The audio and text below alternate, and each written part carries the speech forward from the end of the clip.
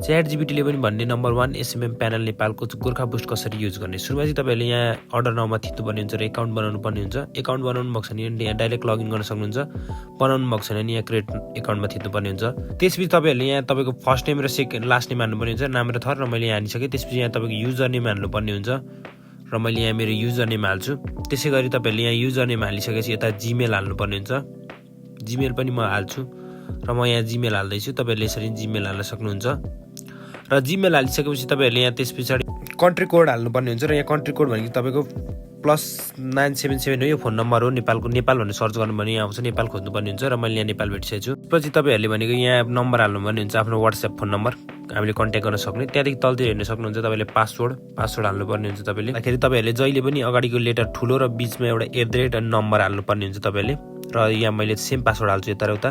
र त्यस पछाडि आई एग्री टर्म्स एन्ड कन्डिसनमा गएर चाहिँ साइन अपमा थिचिदिन्छु। तपाईँले यही थिच्नु होला। इन्टरफेसहरू यस्तो देख्न सक्नुहुन्छ। यो इन्टरफेसमा तपाईँले यहाँ एउटा सर्भिसमा चाहिँ के सर्भिस छ भने हेर्न सक्नुहुन्छ। यहाँ अर्डरमा देख्नुहुन्छ, यहाँ चाहिँ तपाईँले अर्डर गर्ने र अर्डर आइडीहरू सबै यहाँबाट हेर्न मिल्छ। यहाँ न्यू अर्डरमा थिचेर अर्डर गर्ने, म्यास अर्डर भनेको धेरै अर्डर गर्ने, र अल अर्डरमा चाहिँ तपाईँले अर्डर गरिसकेको अर्डरहरू देखिन्छ। र त्यस पछाडि यहाँ एड फन्ड देख्नुहुन्छ।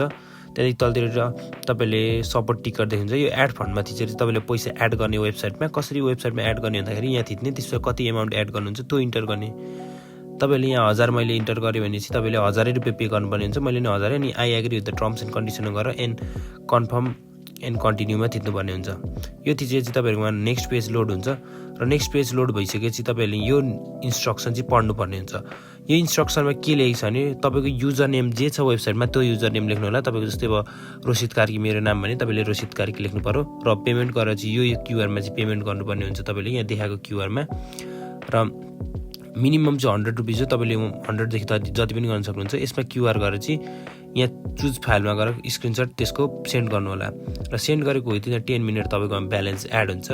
भएन भने तपाईँले हामीलाई सपोर्ट टिकटमा क्रिएट गरेर भन्न सक्नु। त्यसको केही छिनमा तपाईँहरूको यहाँ ब्यालेन्स देखिन्छ। तपाईँको ब्यालेन्स मेरो 100 रुपिस एड गरेको थिएँ, त्यो 100 देखियो। तपाईँले जति एड गर्नुहुन्छ त्यति देखिन्छ। र यहाँ मेरो 100 रुपिस देखाएको छ। तपाईँहरूको कति देखाउँछ कमेन्टमा भन्नु होला। त्यस पछाडि तपाईँहरू यहाँ अर्डरमा जानुपर्ने हुन्छ। त्यसपछि न्यू अर्डरमा र यहाँ गएपछि तपाईँहरूले सर्भिसहरू देख्नुहुन्छ। एकछिन लोड हुन्छ, टाइम भयो, मेरो नेट स्लो भएर हो। तपाईँहरूको भइसकेपछि यहाँबाट तपाईँले क्याटेगोरीमा गएर चाहिँ कुन क्याटेगोरी चाहिएको, टिकटक लाइक फलोवर्स, तपाईँले धेरै सर्भिस देख्नुहुन्छ। फेसबुक फलोवर्स, कमेन्ट, लाइक सबै वर्किङ हुन्छ। हाम्रो चाहिँ डेली अपडेट हुन्छ, सबै वर्किङ हुन्छ। विदिन 1 आवर कम्प्लिट हुन्छ। भएन भने तपाईँले सपोर्टमा भन्न सक्नुहुन्छ। म टिकटक लाइक लिन्छु, नन ड्रप होला।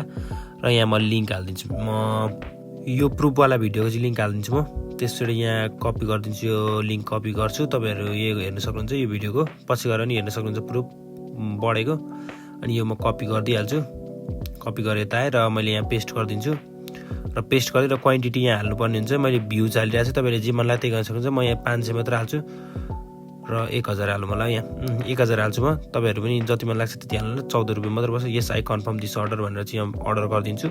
र अर्डर गरिदिएपछि चाहिँ तपाईँको सक्सेसफुली अर्डर भएको छ। र अर्डर आइडी कहाँबाट हेर्ने भन्दाखेरि यहाँ अल अर्डर देख्नुहुँदै हुन्छ। यहाँ तपाईँले अल अर्डर भनेको ठाउँमा चाहिँ गएर अर्डर आइडी हेर्न सक्नुहुन्छ। यहाँ अल अर्डर छ। तपाईँले अल अर्डरमा गएर चाहिँ तपाईँले अर्डर हेर्न सक्नुहुन्छ। यो चाहिँ हाम्रो अर्डर आइडी हो तपाईँले देखेको। र यहाँ चाहिँ हाम्रो स्ट्याटस प्रोसेसिङमै छ। र अर्डर आइडी चाहिँ यो हो। र तपाईँले यसलाई केही समस्या भने तपाईँले यहाँ डाइरेक्ट सपोर्टमा जाने। यहाँ सपोर्ट छ। अर्डर 1 आवरदेखि उँभो लाग्यो भने, नत्र 3-4 आवर लाग्यो भने, तपाईँलाई ढिलो भयो जस्तो लाग्यो भने सपोर्टमा जाने। र यहाँ चाहिँ तपाईँले लेख्ने अर्डर आइडी दिस भनेर लेख्ने हो। तपाईँलाई जे मन लाग्छ त्यही लेख्ने हो। फास्ट अर्डर आइडी अनि मेसेज चाहिँ एउटा सर्ट लेखतिर पठाउने हो।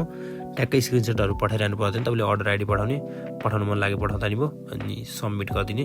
सबमिट गरेको विदिन 1 आवर तपाईँलाई रेस्पोन्स हुन्छ तपाईँको अर्डर। र यसरी नै तपाईँहरूको अर्डर सक्सेसफुल्ली कम्प्लिट हुन्छ। अनि त्यस पछाडि तपाईँहरूले यहाँ हिस्ट्रीहरू देख्नुहुन्छ। यहाँ हिस्ट्रीहरूबाट चाहिँ तपाईँको अर्डर डिटेलहरू, ट्रान्जेक्सन, मनी कति कहाँ काट्यो भने सबै हेर्न मिल्छ। त्यसरी नै तपाईँले यहाँबाट हेर्न मिल्छ के अर्डर गर्यो भने। यहाँ प्रोफाइलमा गएर चाहिँ तपाईँले आफ्नो अपडेट गर्न सक्नुहुन्छ इन्फर्मेसन, युजर नेमहरू सबै चिज। र तपाईँले यहाँ मैले अघि भनिहालेँ हिस्ट्रीबाट चाहिँ तपाईँले डिपोजिट, ट्रान्जेक्सन, केवाइसी पनि गर्न सक्नुहुन्छ। अनि त्यहाँ तलतिर नोटिस चाहिँ हाम्रो नयाँ नोटिसहरू आएकोहरू पनि तपाईँले नोटिसबाट हेर्न सक्नुहुन्छ। र त्यस्तै हो। तपाईँले यो सबै कुरा जान्नु पनि पर्छ भन्ने छैन। तपाईँले अर्डर गर्न यो भिडियोमा सिर्फ त्यति जानेको। र यहाँ तपाईँहरूले यसरी नै गर्न सक्नुहुन्छ।